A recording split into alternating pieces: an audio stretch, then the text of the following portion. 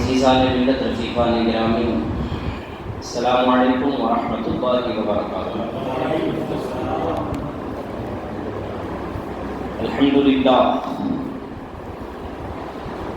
الحمدللہ وکفیٰ والصلاة والسلام علی سیدنا محمد المصطفیٰ وعلی آلہ واصحابہ اولی الصدق والصفاء، اما بعد فأعوذ بالله من الشيطان الرجيم، بسم الله الرحمن الرحيم۔ تلك الرسل فضلنا بعضهم على بعض منهم من كلم الله ورفع بعضهم درجات۔ آمنت بالله صدق الله مولانا العظيم، وبلغنا رسوله النبي الأمين المختار الحنين الرؤوف الرحيم، ونحن على ذلك لمن الشاهدين والشاكرين، والحمد لله رب العالمين۔ غوث اعظم بمنے کے سر و سامہ مدد، قبلہ دین مدد، کعبہ ایمہ مدد، انتظار کرم تسق منعینی را، اے خدا بین و خدا جون و خدا کا مدد۔ بدتاب بلا افتاد کشتی، ضعیفان و شکستارا کشتی، بحق خواجہ عثمان ہارونی، مدد کن مدد کن مدد کن یا معین الدین چشتی۔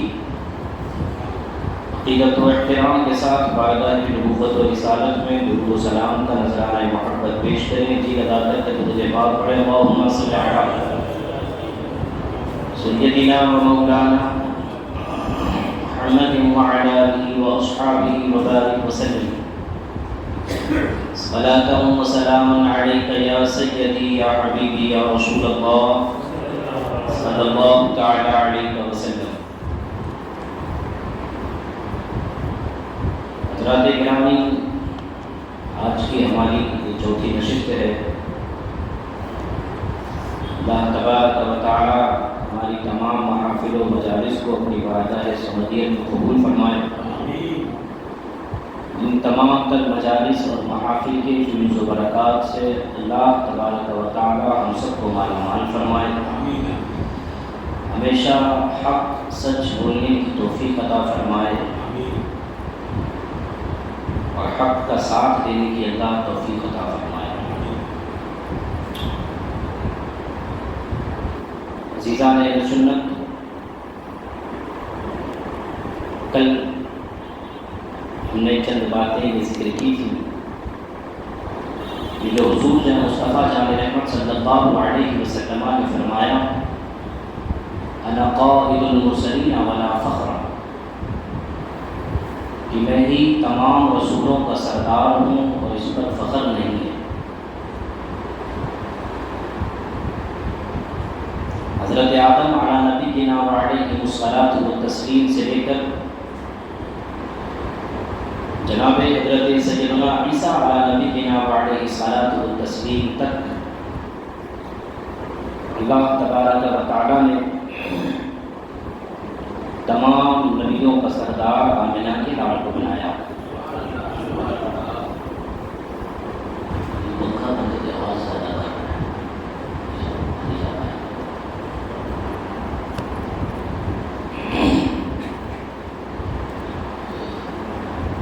آپ تمام حضرات نے کئی مرتبہ یہ سنا ہوگا، پڑھا ہوگا کہیں نہ کہیں، اللہ تبارک و تعالی نے حضرت جناب سیدنا آدم علی نبینا وعلیہ الصلاۃ والتسلیم کو پیدا فرمایا مٹی سے۔ اللہ کی شان ہے، اللہ چاہے تو بغیر باپ کے بھی انسان دنیا میں آ جائے، جیسے حضرت عیسیٰ تشریف لائے۔ اللہ چاہے تو انسان بغیر ماں کے بھی تشریف لے آئے، جیسے حضرت حوا ہے۔ حضرت حوا ماں کے پیٹ سے تو نہیں پیدا ہو، کہیں سے پیدا ہو؟ حضرت حضرت آدم کے بائیں طرف کی نچلی پستی سے اللہ نے پیدا فرمایا.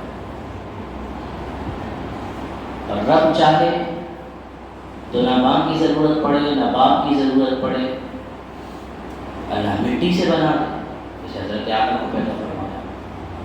رب کی قدرت کاملہ.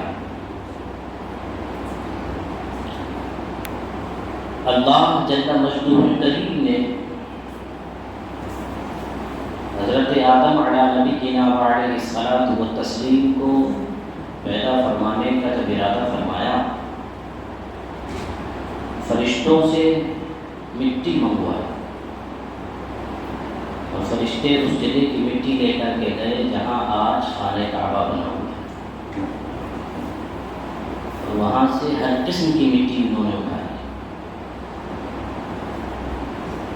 سفید، سرخ، کالی، نرم، چکناہٹ جس مٹی میں ہوتی ہے وہ، سخت مٹی، سب مٹی اللہ کی بارگاہ میں فرشتے لے کر کے پہنچے اور اس کا خمیر تیار کیا گیا.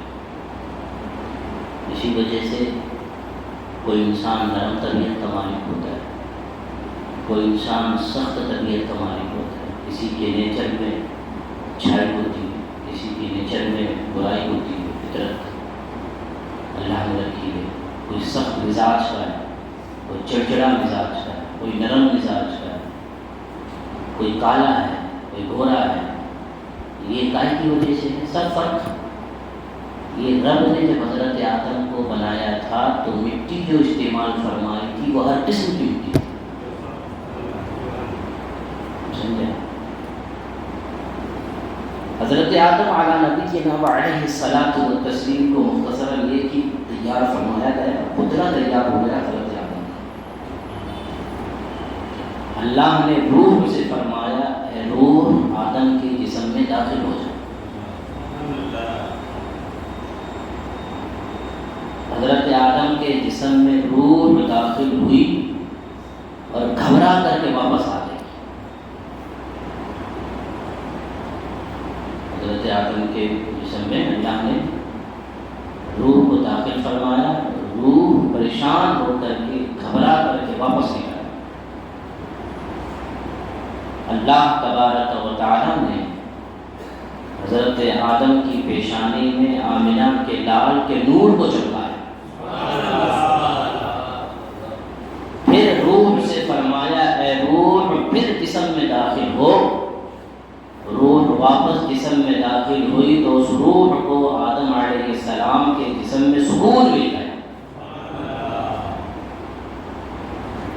تو آج تک اگر انسانوں کے جسموں میں روح ہے تو وہ حضور کے نور کا صدقہ ہے.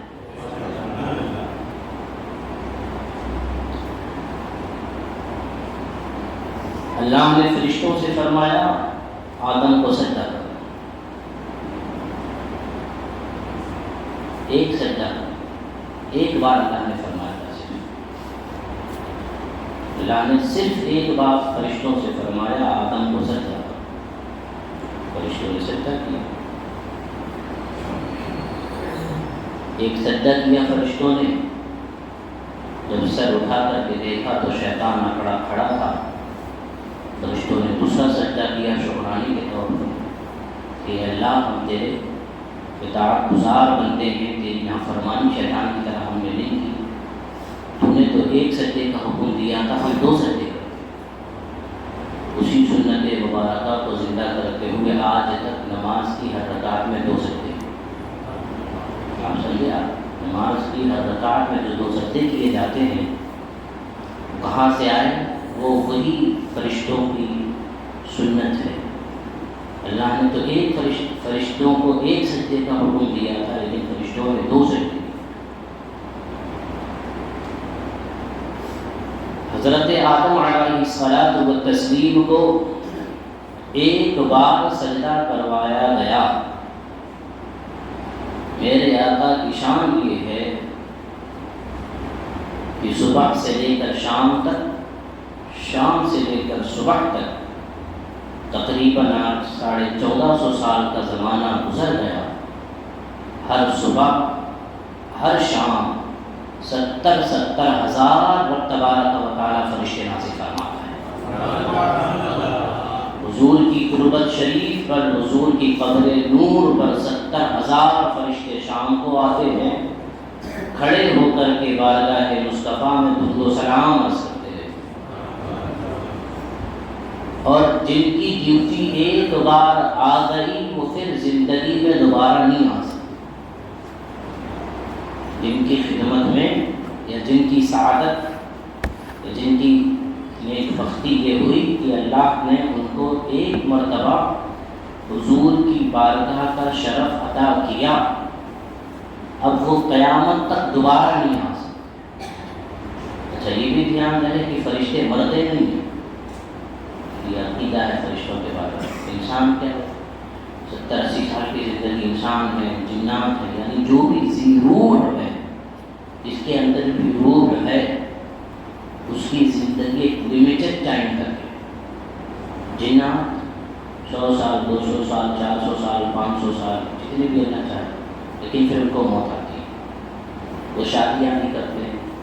انسان بھی ایسے ہی، آپ دنیا کے جانور دیکھ لیں، جانور بھی زندہ ہوتا ہے، پھر ایک لمیٹڈ ٹائم تک زندگی گزارتا ہے، پھر مر جاتا ہے۔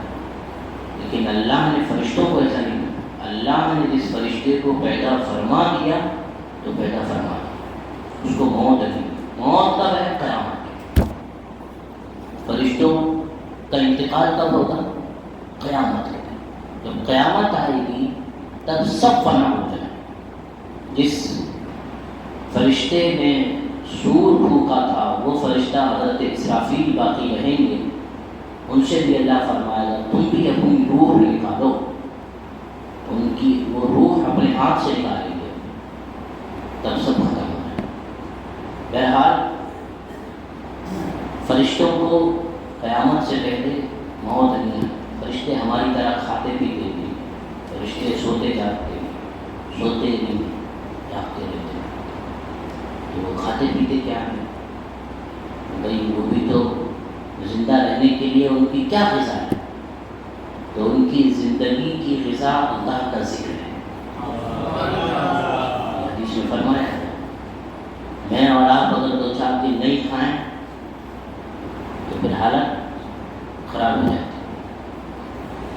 لیکن فرشتوں کی شان یہ ہے کہ جتنا وہ رب کا ذکر کرتے ہیں ان کو اتنی توانائی ملتی ہے، اور وہی ان کی غذا ہے۔ اسی وجہ سے انسان کے اندر بھی جو روح کی غذا ہے وہ اللہ نے اپنا ذکر رکھا ہے۔ روح کی غذا کیا؟ آپ کتنا بھی کھا لو، روح طاقتور نہیں ہو سکتی۔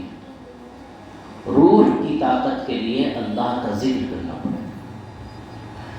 تو بہرحال حضرت آدم علیہ نبینا وعلیہ الصلاۃ والتسلیم کو ایک بار فرشتوں سے سجدہ کروایا گیا، اور ہمارے آقا کی صبح و شام بارگاہ میں 70,000 فرشتے درود و سلام کی خدمت کے لیے حاضر ہیں۔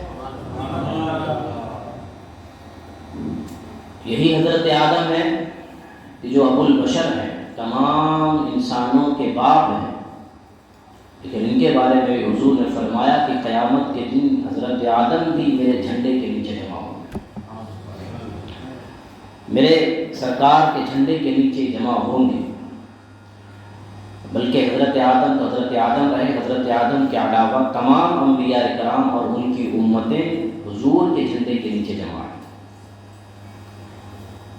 فرشتوں نے ایک بار سجدہ کیا۔ حضرت امام راضی رحمۃ اللہ تعالی علیہ نے لکھا ہے اس بات کو کہ جب حضور شب معراج میں تشریف لے کر کے جا رہے ہیں تو فرشتوں کا جو سردار ہے نام ہے جناب جبریل امین۔ حضرت جناب سیدنا جبریل امین علی نبینا وعلیہ الصلاۃ والتسلیم خادم ہونے کی حیثیت سے، خدمتگار ہونے کی حیثیت سے حضور جس براق پر سوار تھے اس براق کی رکاب تھامے تھامے غلام کے طریقے سے آگے آگے چل رہے ہیں۔ تو امام راضی نے لکھا یہ خدمت حضرت آدم کو فرشتوں نے جو سجدہ کیا اس سے کہیں آیا، کہ وہاں سجدہ کروایا گیا، یہاں غلام بنا کر کے براق کی رکاب تھمائی گئی فرشتوں کے سردار سے۔ یہ اعزاز حضرت آدم کو فرشتوں کا سجدہ کرنے سے کہیں زیادہ ہے۔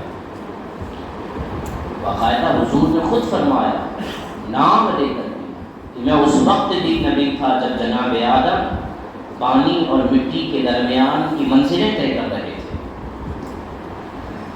حضرات گرامی وفا، حضور رحمت عالم جانے جانا صلی اللہ علیہ وسلم سے پہلے حضرت آدم کی ذات کو دیکھی۔ اللہ تبارک و تعالیٰ نے جب حضرت آدم کو پیدا فرمانے کا ارادہ فرمایا، فرشتوں سے فرمایا کہ میں اپنا جانشین بنانے والا ہوں، میں اپنا خلیفہ بنانے والا ہوں۔ فرشتوں نے عرض کی تھی اے باری تعالیٰ، ہم تیرے خلیفہ ہونے کے زیادہ حقدار ہیں۔ نحن نسبح بحمدک ونقدس لک، اللہ ہم تیری تسبیح بیان کرتے ہیں، تیری تقدیس بیان کرتے ہیں، سب کچھ ہر وقت تیرے ذکر میں لگے رہتے ہیں۔ تو ہم جب اتنی زیادہ عبادت کرتے ہیں تو پھر تیرے خلیفہ ہونے کا حق بھی ہم ہی زیادہ رکھتے ہیں۔ اللہ نے ارشاد فرمایا انی اعلم ما لا تعلمون، اے فرشتوں جو میں جانتا ہوں وہ تم نہیں جانتے۔ حضرت آدم علیہ نبی کے نام علیہ الصلاۃ والتسلیم کو اللہ نے پیدا فرمایا۔ حضور صلی اللہ علیہ وسلم کا نور مبارک ان کی پیشانی میں جلوہ گر ہوا۔ حضرت آدم کی روح کو قرار آیا۔ اللہ نے تمام تر چیزوں کے نام حضرت آدم کو سکھائے۔ قرآن کہتا ہے وَعَلَّمَ آدَمَ الْأَسْمَاءَ كُلَّهَا، کہ آدم کو اللہ نے تمام چیزوں کے نام سکھا دیے۔ نام سکھا کر کے فرشتوں سے فرمایا، حضرت آدم کو پیش کیا اللہ نے، اے فرشتوں، جو علم یا جن چیزوں کے نام آدم کو یاد ہے تم وہ نام سناؤ۔ تو سب نے کہا تھا اے مولا یقینی طور پر تو زیادہ سبحانک لا علم لنا الا ما علمتنا، سبحانک اے اللہ تیرے لیے پاکی ہے، لا علم لنا ہمیں کوئی علم نہیں ہے مگر اتنا جتنا تو عطا فرما، بے شک تو علم والا ہے، حکمت والا ہے۔ بہرحال حضرت آدم علیہ نبی کے نام علیہ الصلاۃ والتسلیم کے تعلق سے قرآن نے فرمایا کہ حضرت آدم کو تمام چیزوں کے نام سکھا دیے، یہ فرمایا۔ جب اپنے حبیب کی باری آئی تو خود فرمایا الرحمن علم القرآن، رحمان نے خود قرآن اپنے حبیب کو سکھایا، اور روز اول سے لے کر قیامت تک جو کچھ ہونے والا تھا سب کچھ کا علم اللہ نے اپنے حبیب کو عطا فرمایا۔ حدیث ہے، راوی ہے صحابی رسول فرماتے ہیں کہ ایک دن نماز فجر ادا فرما کر کے حضور ممبر شریف پر جلوہ گر ہوئے۔ حضور نے خطبہ ارشاد فرمایا، تقریر ارشاد فرمایا، بیان فرمایا، فرماتے فرماتے فرماتے ظہر کا وقت ہو گیا۔ حضور نے ارشاد فرمایا نماز ظہر ادا کی جائے، ظہر کی اذان دی گئی، جماعت ہوئی، نماز پڑھی گئی، پھر حضور ممبر پر جلوہ گر ہوئے، پھر بیان فرمایا، پھر عصر کا وقت ہو گیا۔ اگر اندازہ کریں باقاعدہ روایت میں یہ بھی آیا کہ کوئی ایک صحابی مجلس سے اٹھا تک نہیں۔ کیا حضور کے وہ صحابہ تھے، کیا شان تھی۔ بھائی ظاہر ہے کہ حضور کی زبان ہو، حضور کی زبان سننے والے، نہ ان کو پیشاب پانی کی ضرورت، نہ کھانے پینے کی ضرورت۔ تو یہ بھی ہو، اگر ہم دیکھیں تو یہ حضور کا معجزہ ہے، یہ حضور کی تو شان ہے کہ اگر جلوہ بار ہے، حضور کچھ بیان فرما رہے ہیں تو فجر سے لے کر عصر تک کسی ایک انسان کو حاجت کی ضرورت ہی نہ پیش آئے۔ پھر عصر کا وقت ہوا، حضور نے نماز عصر ادا فرمائی، پھر منبر نور پر تشریف فرما، پھر مغرب تک مغرب کی نماز ادا فرمائی، پھر مغرب کے بعد حضور منبر پر جلوہ فرما، پھر آپ نے بیان فرمایا عشاء تک پورے دن حضور صلی اللہ علیہ وسلم نے صحابہ اکرام کو وعظ اور نصیحت فرمایا۔ صحابی رسول فرماتے ہیں کہ باقاعدہ اس پورے دوران پوری گفتگو میں روز اول سے لے کر قیامت تک جو کچھ ہونے والا ہے حضور نے سب کچھ بیان فرما دیا۔ من حفظه حفظ ومن نسيه فقد نسیا، جس نے ان باتوں کو یاد رکھا اس نے یاد رکھا، جو بھول گیا وہ بھول گیا۔ یہاں تک کہ ایک روایت میں آیا کہ حضور نے جنت میں جو سب سے اخیر میں داخل ہوگا اس کا نام بھی حضور نے ذکر فرمایا۔ جہنم میں داخل ہونے والا سب سے آخری شخص ہوگا حضور نے وہ بھی بیان فرمایا۔ تو یہ حضور کی شان۔ اگر اللہ نے حضرت آدم کو تمام چیزوں کے نام عطا فرمائے تو اپنے حبیب کو تمام کائنات کا علم عطا فرمایا، تمام ترشے کا علم عطا فرمایا۔ اور بلکہ باقاعدہ حضرت آدم علی نبی علیہ الصلاۃ والتسلیم سے جو خطائے کی اجتہادی واقع ہوئی تھی، لغزش واقع ہوئی تھی، وہ گناہ، ہم گناہ نہیں کہہ سکتے اس کو، گناہ تو ہو ہی نہیں سکتا نبی سے۔ اس پر میں نے تفصیلی گفتگو کئی مرتبہ کی ہے۔ بہرحال عزیزان ملت، رفیقان گرامی، جب حضرت آدم اس دنیا میں تشریف لائے اور جب اس دنیا میں آنے کے بعد 300 سال تک اپنے اس خطائے اجتہادی کی معافی مانگتے رہے رب کی بارگاہ میں، 300 سال کے بعد یاد آیا کہ جب اللہ نے مجھے پیدا فرمایا تھا تو میں نے عرش کے پائے پر ایک نام لکھا دیکھا تھا رب کے نام کے ساتھ، لا الہ الا اللہ محمد رسول اللہ صلی اللہ علیہ وسلم۔ حضرت آدم فرماتے ہیں کہ میں نے رب سے عرض کیا تھا، اے مولا، ایسا کون سا مبارک انسان ہے، ایسی کون سی ہستی ہے جس کا نام تیرے نام کے ساتھ جڑا ہوا ہے۔ جنت میں گیا تو جنت کے دروازوں پر، جنت کے درخت کے پتے پر وہ نام دیکھا، جنت کی حوریں جو تھی ان کی پیشانی پر میں نے یہ نام دیکھا، جنت میں جو کام کرنے والے غلمان تھے ان کے سینے پر میں نے یہ نام دیکھا، جنت کے اندر جو درخت ہیں اور گلاب کے جو درخت ہیں، گلاب کے درخت کی ہر پنکھڑی پر میں نے حضور کا نام دیکھا۔ تب مجھے 300 سال کے بعد یاد آیا کہ رب کی بارگاہ میں وہی نام عرض کرنا چاہیے۔ اللہ کے اس نبی نے حضور کا نام مبارک اللہ کی بارگاہ میں عرض کیا کہ یا اللہ، اسی نام کا وسیلہ جس نام کو تو نے اپنے نام کے ساتھ جوڑ رکھا ہے، میری خطا کو معاف فرما۔ اللہ نے فوراً توبہ قبول فرمائی۔ توبہ قبول جیسے ہوئی تو اس سے پہلے 300 سال تک ساری دنیا میں اندھیرا اندھیرا تھا، ہر طرف اندھیرا ہی ہے۔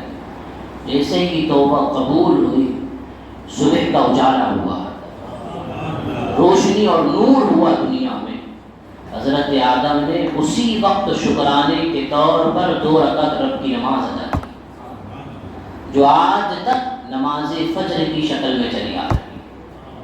جب حضرت آدم علیہ الصلاۃ والتسلیم نے دنیا میں آنے کے بعد توبہ کی قبولیت ان کی ہوئی، تو جو شکرانے کی 2 رکعت نماز ادا کی تھی، آج تک اس امت پر وہ 2 رکعت فرض ہے، اور اس کی بڑی اہمیت ہے، اس کی بڑی اہمیت ہے۔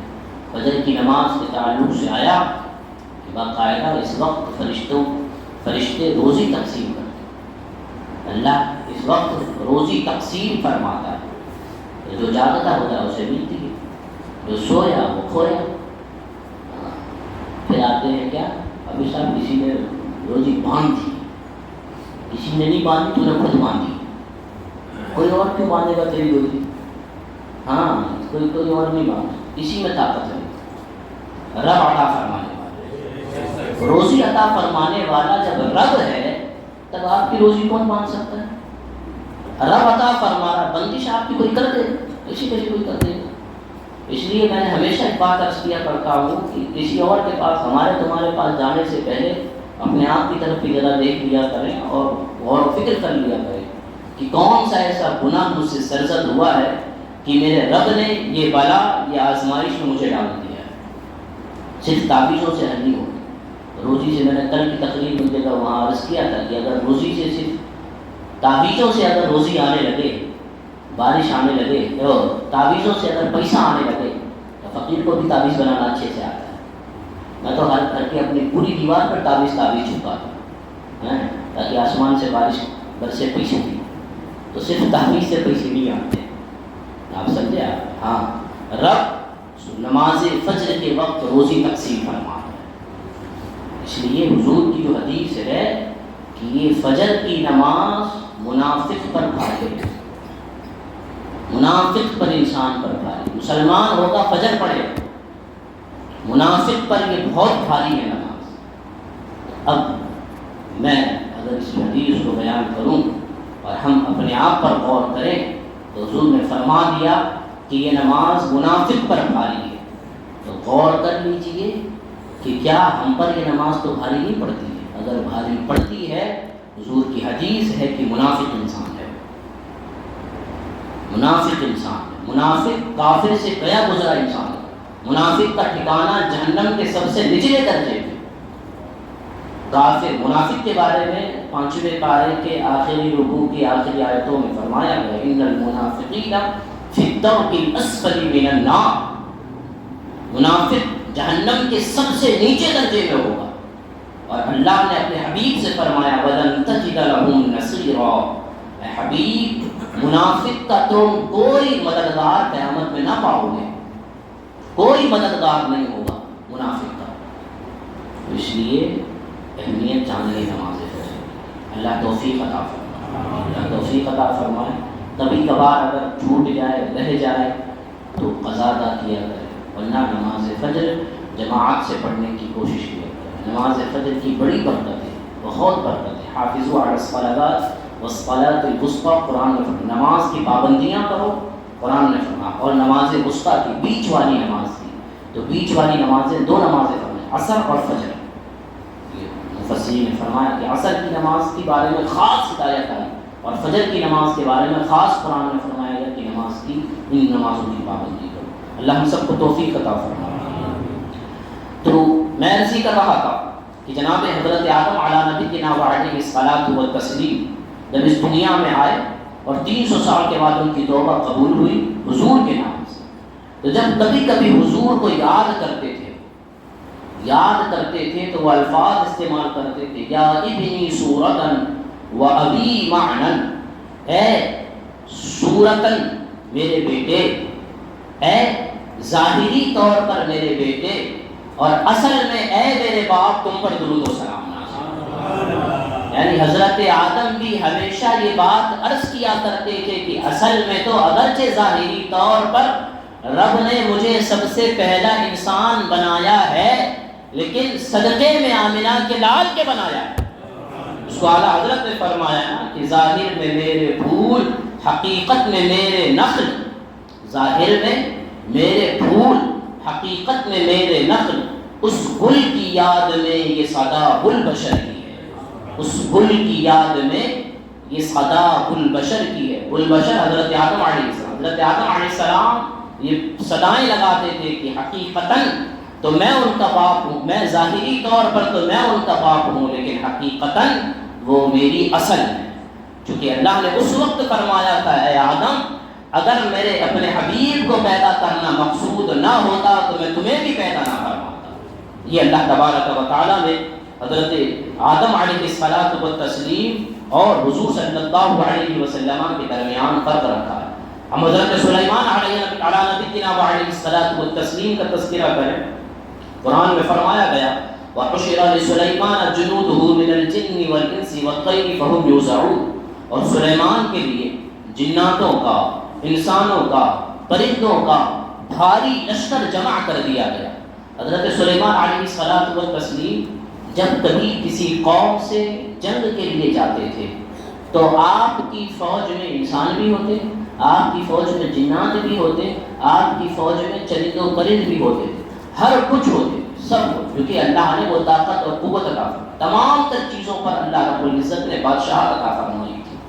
یہ حضرت سلیمان کا پاور تھا کہ آپ کی فوج کے اندر انسان کے ساتھ ساتھ جنات، جناتوں کے ساتھ ساتھ پرندوں چرند بھی ہوتے تھے۔ قرآن کے 19 پارے کی آیت ہمیں بتاتی ہے، لیکن آپ بدر کا مقام دیکھیے، جنگ بدر کا مقام ہے، میدان بدر میں حضور کے 313 صحابہ موجود ہیں، 313 صحابہ کرام موجود ہیں، سامنے 1000 کا لشکر ہے۔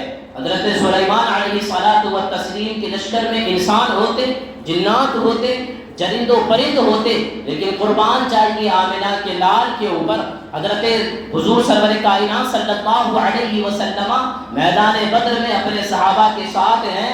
اللہ نے انسانوں کو نہیں بھیجا، بلکہ خود قرآن کہتا ہے تیسرے چوتھے پارے کے اندر، 9ویں پارے کے اندر، اللہ تبارک و تعالیٰ نے آسمان سے 3، 5، 8 ہزار فرشتے نازل فرمائے، اور صرف فرشتے نازل نہیں فرمائے بلکہ ان سے فرمایا ہے فرشتوں تم جاؤ، انی معکم، میں بھی تمہارے ساتھ ہوں۔ حضرت سلیمان کے لشکر میں ہوتے ہوں گے انسان، ہوتے ہوں گے جنات، ہوتے ہوں گے چرند و پرند، لیکن ہمارے آقا کی شان یہ ہے کہ حضور کے لشکر میں اللہ آسمانوں سے فرشتے نازل فرماتا ہے، اور صرف فرشتے نہیں بلکہ فرماتا ہے کہ میں بھی تمہارے ساتھ ہوں، میں بھی تمہارے ساتھ ہوں۔ یہ ہمارے آقا علیہ التحیۃ والثناء کی شان ہے۔ ظاہر ہے فرشتہ تو اگر ایک بھی نازل ہو جاتا تو کافی تھا، لیکن ایک نازل نہیں فرمایا بلکہ ایک جگہ 3000، دوسری جگہ 5000، تو 3 اور 5 کو ملا کر کے 8000، کسی جگہ 9000 کا بھی تذکرہ ہے، تو 3، 5، 8، 9000 فرشتوں کو نازل فرمایا۔ تو اب سوال یہ بنتا ہے کہ اگر ایک فرشتہ اللہ بھیج دیتا تو وہ 1000 لوگوں کے لیے کافی ہوتا، لیکن اللہ نے اتنے 1000 فرشتے، تو باقاعدہ علماء نے جواب دیا تاکہ قیامت تک آنے والے لوگوں کو یہ پتہ لگ جائے کہ محمد مصطفیٰ علیہ التحیۃ والثناء کی شان یا ان کا مقام رب کی بارگاہ میں کتنا بلند ہے کہ ان کی مدد کے لیے اللہ ایک آدھ فرشتہ نہیں 8، 9000 فرشتے نازل فرماتا ہے۔ حضرت سلیمان علی نبینا وعلیہ الصلاۃ والتسلیم کو ہم دیکھیں، قرآن نے فرمایا کہ ان کو پرندوں کی بولیاں سکھائی گئی تھی۔ کوئی بھی پرندہ آتا ان کی بارگاہ میں تو وہ بولتا، حضرت سلیمان سمجھ لیا کرتے، بلکہ ڈاک کے کام کے لیے، کوئی خط وط بھیجنے کے لیے، خبر رسائی کے لیے، خبر پہنچانے کے لیے، خبر گیری کے لیے کہیں کی، حضرت سلیمان نے ایک باقاعدہ پرندہ رکھا ہوا تھا جس کا نام قرآن نے فرمایا ہدہد پرندہ تھا۔ ہدہد پرندے کا کام ہی یہ تھا کہ حضرت سلیمان کی بارگاہ میں رہتا، اڑتا، آس پاس جو بھی کچھ ہوتا حضرت سلیمان کو آ کر کے بتا دیتا کہ یا نبی اللہ فلانی جگہ ایسا ہوا، فلانی جگہ یہ ہوا، فلانی جگہ یہ ہوا، اور حضرت سلیمان کسی کو کوئی خبر پہنچانا چاہتے تو اسی ہدہد پرندے سے کہتے کہ فلانی جگہ چلے جاؤ اور یہ میرا پیغام دے دینا چاہتا ہے، تو یہ پرندہ کام کرتا تھا حضرت سلیمان۔ اسی کو قرآن میں فَتَفَقَّدَ الطَّيْرَ فَقَالَ مَا لِيَ أَرَى الْهُدْهُدَ أَمْ كَانَ مِنَ الْغَائِبِينَ۔ مجلس سجی ہوئی ہے، مجلس میں جنات بھی ہیں، انسان بھی ہیں، چرند پرند سب کچھ ہے۔ حضرت سلیمان علیہ الصلوۃ والتسلیم کا وہ پرندہ ہدہد غائب تھا۔ حضرت سلیمان نے کہا کیا ہوا، میں ہدہد کو نہیں دیکھتا، کہاں غائب ہو گیا ہدہد، اگر آئے گا تو میں اس کو قتل کر دوں گا یا ذبح کر دوں گا، یہ قرآن ہے۔ بہرحال وہ ایک الگ تفسیر ہے۔ بیان کرنے کا مدعا یہاں پر یہ کہ اللہ تبارک و تعالیٰ نے حضرت سلیمان علی نبینا وعلیہ الصلوۃ والتسلیم کو پرندوں کی بولیاں سکھائیں، پرندوں کی بولیاں جانتے تھے، لیکن ہمارے آقا کو درختوں کی بولیاں بھی سکھائی، پتھروں کی بولیاں بھی سکھائی گئیں، گنگوں کے ساتھ کلام کرنے کا شرف بھی اللہ نے عطا فرمایا، بلکہ حضرت خود مولا کائنات مولا علی مشکل کشا شیر خدا حیدر کرار مولا علی قدم اللہ تبارک و تعالی وجہہ الکریم ارشاد فرماتے ہیں کہ ایک موقع پر میں حضور کے ساتھ مکہ معظمہ سے باہر کی طرف جنگلوں میں ہم گئے، تو میں نے دیکھا کہ ہم جنگلوں سے گزر رہے ہیں، ایک آواز آ رہی ہے، السلام علیک یا رسول اللہ، السلام علیک یا رسول اللہ، السلام علیک یا رسول اللہ۔ میں نے چاروں طرف نظر دوڑائی، آواز آ رہی، آواز دینے والا نظر نہیں آ رہا، سلام سننے میں تو آ رہا ہے لیکن سلام پیش کرنے والا نظر نہیں آ رہا۔ جب بہت دیر ہوئی میں نے عرض کی یا رسول اللہ یا علیہ السلام، کیا بات ہے اس سنسان جنگل میں دور دور تک نہ تو کوئی پرندہ ہے، نہ کوئی انسان ہے، نہ کوئی جانور ہے، اس کے باوجود آپ پر صلاۃ و سلام کی آواز آ رہی ہے؟ حضور نے ارشاد فرمایا علی گھبرانے کی ضرورت نہیں ہے، ہم جس پتھر کے پاس سے گزر رہے ہیں، ہم جس پیڑ کے پاس سے گزر رہے ہیں، اللہ تبارک و تعالیٰ نے ان پیڑوں کو، ان پتھروں کو، ان درختوں کو یہ شان عطا فرمائی ہے کہ یہ تمام کے تمام مجھے پہچانتے ہیں اور پہچاننے کے بعد مجھ پر صلاۃ و سلام پیش کر رہے ہیں۔ یہ شان ہمارے آقا صلی اللہ علیہ وسلم کی ہے۔ بڑا مشہور واقعہ ہے کہ حضور سرور کائنات صلی اللہ علیہ وسلم، وہ مسلم شریف کے اندر حدیث ہے کہ ممبر نور پر اپنے لکڑی کے ممبر پر خطبہ دیا کرتے تھے، اور آپ نے کھجور کی ایک چھال تھی اس پر ٹیکا لگایا کرتے تھے آپ۔ پھر کوئی ایک حضور کے صحابی تھے جن کا کام تھا مستری کا، وہ کام کرتے تھے،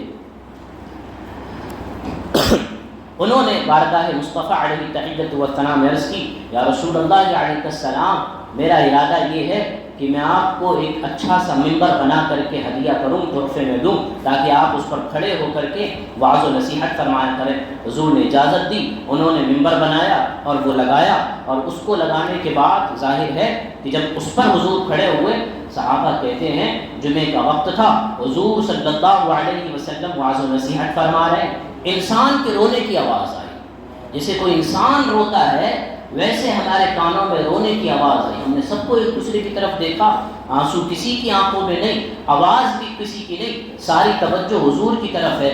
جب بہت دیر ہوئی، حضور ممبر نور سے نیچے اترے، اور جو وہ کھجور کا تنا لگا ہوا تھا، حضور صلی اللہ علیہ وسلم نے اسے جس طریقے سے ایک ماں اپنے بچے کو گلے میں لگاتی ہے، حضور نے گلے سے لگایا، فوراً آواز بند ہو گئی، فوراً آواز بند ہوئی۔ حضور نے ارشاد فرمایا، اے تنا، اے درخت کے چھال، یہ بتا تو کیا چاہتا ہے؟ یہ چاہتا ہے کہ تو یہیں رہے یا میں تجھے جنت میں لگا دوں، جس سے تیرے نکلنے والے پھول انبیاء کھائیں، پھل انبیاء کھائیں، علماء کھائیں، اللہ والے کھائیں۔ ہاتھ جوڑ کر کے باقاعدہ صحابی کہتے ہیں، تمام تر صحابہ نے تقریباً 20-22 صحابہ نے اس روایت کو روایت کیا، اس حدیث کو، فرماتے کہ یہ دونوں کی گفتگو حضور فرما رہے ہیں اور وہ تنا جواب دے رہا، درخت کی لکڑی جواب دے رہی، اور ایسے جواب دے رہی جیسے انسان جواب دیا کرتا ہے۔ ہم نے اپنے کانوں سے سنا، اس نے عرض کی،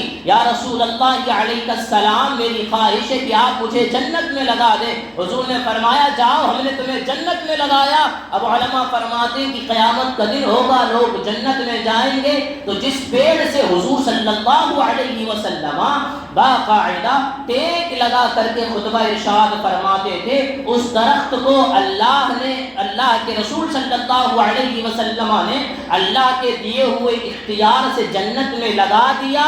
کل قیامت کے دن بڑے بڑے نبی، اولیاء، علماء اس سے پھل کھاتے ہوئے نظر آئے۔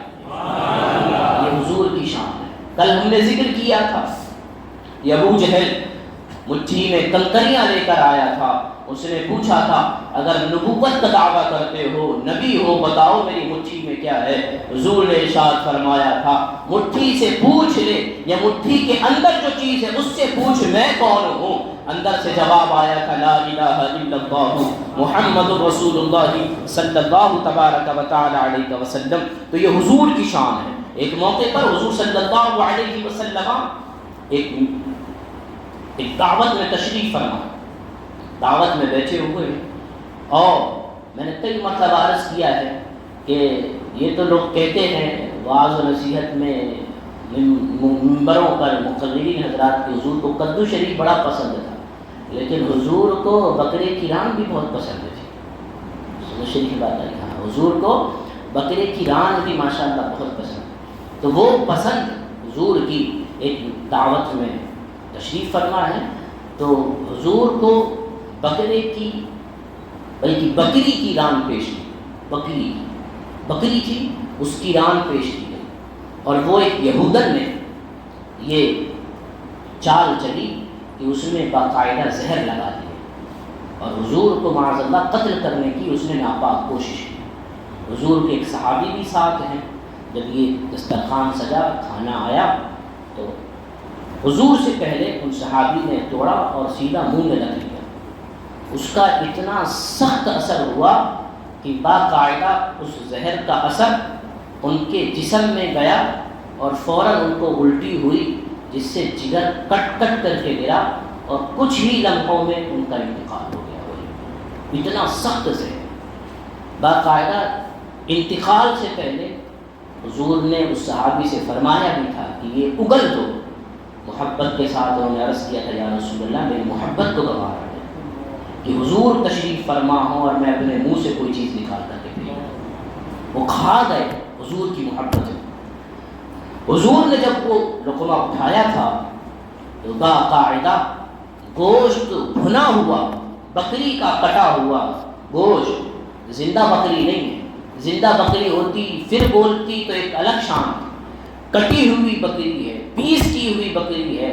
جب حضور نے اپنے منہ شریف کے قریب کیا اس بھنے ہوئے گوشت سے آواز آئی کہ یا رسول اللہ علیہ السلام مجھے مت کھائیے, میرے اندر زہر لگا ہوا ہے, میرے اندر زہر لگا ہوا ہے. یہ شان ہے اللہ کے نبی صلی اللہ علیہ وسلم کی. یہ تمام تر حضرت سلیمان علی نبینا وعلیہ الصلاۃ والتسلیم کو اگر پرندوں کی بولیاں سکھائی گئیں تو دنیا کا ہر جانور میرے آقا کی بارگاہ میں اپنی اپنی فریادیں لے کر کے آ رہا ہے. کوئی اونٹ کبھی آ رہا ہے, کوئی کبھی ہرنی آ رہی ہے, کبھی کوئی پرندہ حضور کی بارگاہ میں آ رہا ہے. حضرت سلیمان علی نبینا وعلیہ الصلاۃ والتسلیم کی شان یہ تھی کہ آپ کا ایک تخت تھا اور اس تخت کے دائیں طرف 40,000 سونے کی کرسیاں ہوتی تھیں اور بائیں طرف 40,000 چاندی کی کرسیاں. تو اس زمانے کے جو نبی یا اولیاء اللہ ہوتے تھے وہ دائیں طرف بیٹھتے تھے اور باقی حضرات بائیں طرف بیٹھتے تھے جو اعلیٰ منصب کے ہوتے تھے. اور اپنے لیے اس تخت پر آپ نے ایک سونے کی کرسی بنوائی, اس پر تشریف فرما ہوتے تھے. اور پھر اگر کہیں جانا ہوتا آپ کو, آپ جو بادل اور ہوا کا جو فرشتہ ہے اس سے ارشاد فرماتے اے فرشتے چل. وہ فرشتہ آپ کا تخت اڑاتا اور اڑا کر کے جہاں جانا چاہتے حضرت سلیمان کو لے جاتا تھا. یہ اللہ نے شان عطا فرمائی. یہ ہواؤں پر اللہ نے حضرت سلیمان کو حکومت عطا فرمائی تھی. تمام تر یہ شان ہے. لیکن ہمارے آقا صلی اللہ علیہ وسلم کو اللہ نے یہ شان عطا فرمائی, ہوا تو ہوا رہی, اللہ نے آسمانوں پر بھی حکومت عطا فرمائی, بادلوں پر بھی حکومت عطا فرمائی ہے. جمعے کے روز ہے, جمعہ کا روز ہے, خطبہ ارشاد فرما ایک صحابی رسول کھڑے ہوئے, عرض کی یا رسول اللہ علیہ السلام قحط سالی ہو گئی, سوکھا پڑ گیا, جانور پیاس سے, بچے پیاس کی وجہ سے تڑپ تڑپ کر کے اپنی جانیں دے رہے ہیں, کرم فرمائیے. حضور نے اسی وقت ہاتھ اٹھائے. حضرت انس بن مالک رضی اللہ تعالی عنہ ارشاد فرماتے ہیں کہ حضور صلی اللہ علیہ وسلم نے ہاتھ اٹھائے, ابھی ہاتھ نیچے نہیں آئے تھے, بارش پہلے آئی, ہاتھ بعد میں نیچے آئے. اور 1-2 دن مسلسل پورا ہفتہ برستا رہا. اگلا جمعہ ہوا پھر وہ صحابی کھڑے ہوئے, یا رسول اللہ علیہ السلام اب تو جل تھل بھر چکے, اب تو زیادہ بارش ہو گئی, بارش کی وجہ سے پریشان ہیں.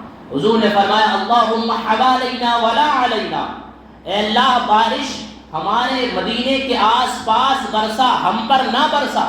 صحابہ فرماتے ہیں ہم جب مسجد نبوی شریف سے نماز پڑھ کے نکلے تو مدینے کی گلیوں میں بارش نہیں تھی, آس پاس سارے علاقوں میں بارش. یہ حضور کی کنٹرول, یہ حضور کا کنٹرول ہے, یہ حضور کی حکومت ہے. اور پھر آپ دیکھیں مقام صحبہ کا وہ مشہور واقعہ, مولا کائنات رضی اللہ تبارک و تعالی عنہ کے گود میں سر رکھ کر کے حضور آرام فرما رہے ہیں. نماز عصر جا چکی ہے, سورج غروب ہو چکا ہے, آنکھوں سے آنسو جاری ہیں. عرض کیا رسول اللہ علیہ السلام نماز عصر رہ گئی. حضور نے اشارہ فرمایا ڈوبا ہوا سورج واپس آ گیا. مقام صحابہ کا یہ واقعہ ہے. اور پھر آپ مکہ معظمہ میں ایک پہاڑی پر کھڑے ہو کر کے چاند کی طرف اشارہ کر رہے ہیں. چاند 2 ٹکڑے ہو جاتا ہے اور صرف اتنا نہیں کہ ہوا اور بس جڑ گیا, بلکہ ایک روایت میں آدھا گھنٹہ, ایک روایت میں 1 گھنٹہ اور ایک روایت میں 2.5 گھنٹے تک چاند 2 ٹکڑے رہا. اس وقت دنیا کے جس کونے میں جو انسان بستے تھے, جس نے بھی چاند کو دیکھا تھا اپنی ظاہری آنکھوں سے چاند کو 2 ٹکڑے ہوئے دیکھا تھا. یہ حضور کی شان ہے. پھر حضور نے اشارہ فرمایا, پھر وہ ٹکڑے ہوئے چاند واپس چکے. یہ اللہ نے کی شان. حضرت سلیمان, حضرت ہمارے آقا صلی اللہ علیہ وسلم کو عطا فرمائی۔ تخت سلیمانی اس شان کے ساتھ اڑا کرتا تھا جو میں نے آپ کو عرض کی، لیکن ہمارے آقا معراج شریف جا رہے ہیں، براق پر سوار ہو گئے، براق پر سوار ہو گئے، اور وہ سواری کیسی ہے؟ وہ سواری ایسی ہے کہ لمحے بھر میں ساری کائنات کا سفر کر کے حضور واپس تشریف لا گئے، حضور واپس۔ بلکہ براق کے بارے میں آیا جب وہ پہلا قدم اٹھاتا تھا تو جہاں تک نگاہ کرتی ہے وہاں تک اپنا دوسرا قدم رکھتا تھا، اتنی تیز ترین سواری۔